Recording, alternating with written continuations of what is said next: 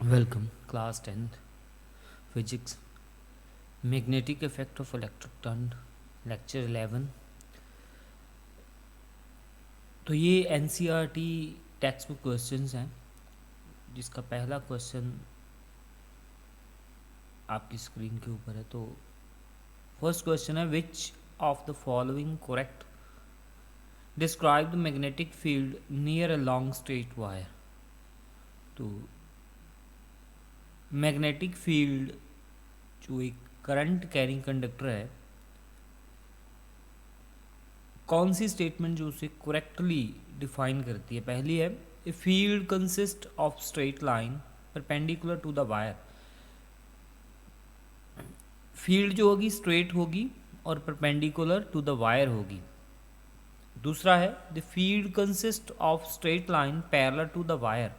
तो वायर के पैरेलल होगी। मैं आपको बना के ये दिखाता हूँ थोड़ा सा कि क्या कह रहा है।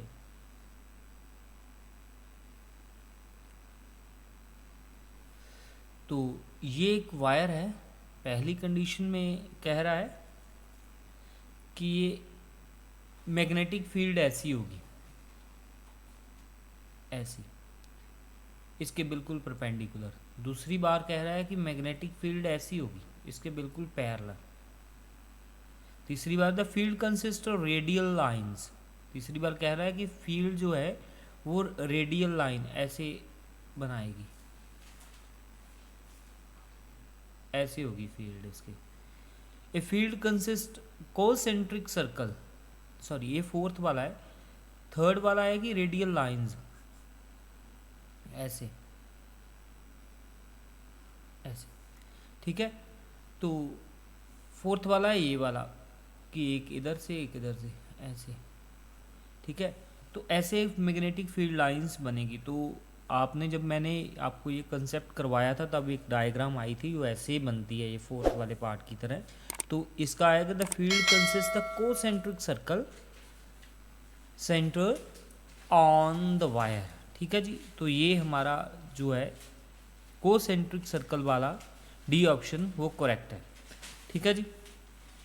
ये ऐसे बनती है, ये बना के भी आपको दिखाई गई है। अब नेक्स्ट हमारा सेकंड क्वेश्चन है, the phenomenon of electromagnetic induction is the process of charging a body. तो पहला है कि the phenomenon of electric magnetic induction, electromagnetic induction का फिनोमिनन क्या होता है? The process of charging a body. दूसरा है, the process of generating magnetic field due to current passing through a coil. C है, producing induced current in a coil due to the relative motion between the magnet and the coil. D part है, the process of rotating a coil of a electric motor। तो question है, electromagnetic induction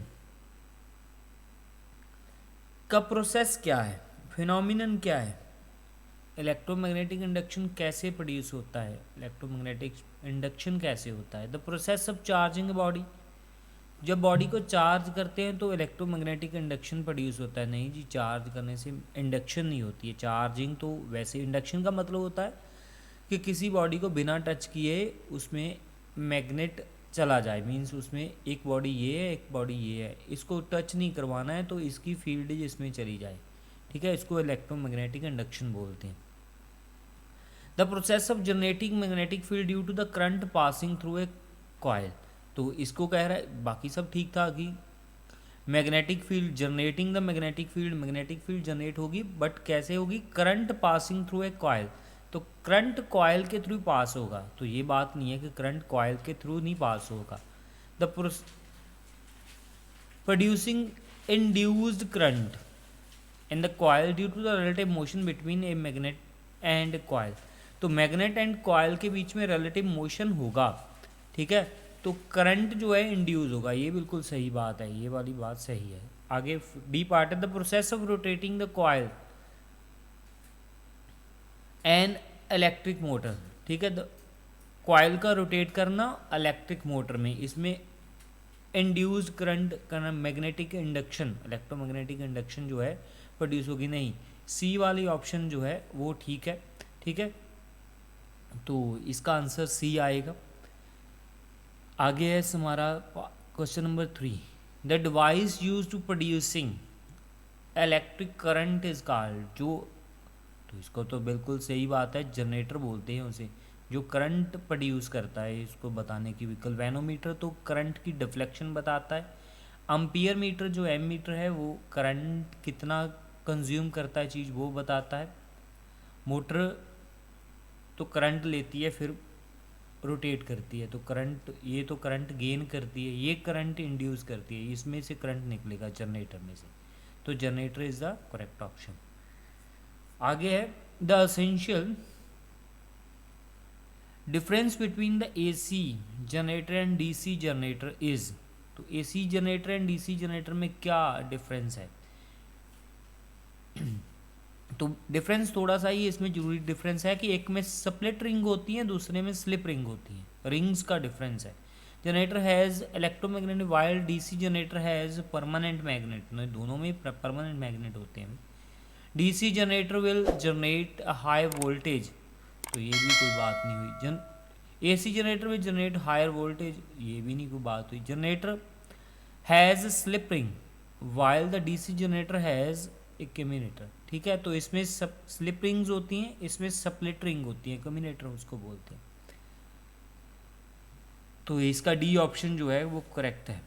fifth है हमारा, at the time of short circuit the current in the circuit reduce, does not change, increase heavily, ठीक है। Short circuit में क्या होता है, करंट बहुत ज़्यादा इंक्रीज हो, एम्पियर मीटर करंट की डिफ्लेक्शन को बहुत ज़्यादा दिखा देता है, ठीक है, तो ये इसका ऑप्शन होती है, ये आपने याद भी रखनी है। State whether the following statement is true और फॉल्स। पहला है electric motor converts mechanical energy into electric energy, motor जो है वो मैकेनिकल, वो जनरेटर करता है, ये नहीं, बिल्कुल फॉल्स बात है, ये उल्टा लिखा हुआ है।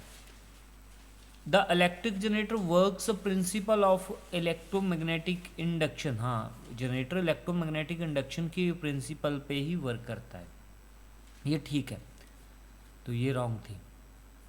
The field at the centre of a long circular coil, जो फील्ड है सर्कुलर कॉइल में carrying current will be parallel straight line, तो क्या कह रहा है कि the field at the centre of a long circular coil, एक लंबी सारी सर्कुलर कॉइल है, ठीक है, तो इसमें जो है फील्ड जो है वो parallel to straight line, parallel straight line होगी, तो ये हमारे पास इसका कॉन्सेप्ट है।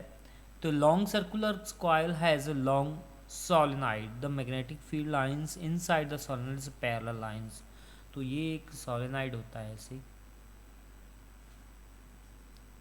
ठीक है, ऐसे एक सोलेनॉइड होगा ऐसे, तो इसके बीच में जो मैग्नेटिक फील्ड लाइंस होंगी वो सब ऐसे पैरेलल होंगी, ऐसे इसके बीच में, ठीक है, कट तो किसी को सकती नहीं, इसमें बिल्कुल पैरेलल होंगी बीच में, ये बताया है इन्होंने। तो डी पार्ट है हमारा,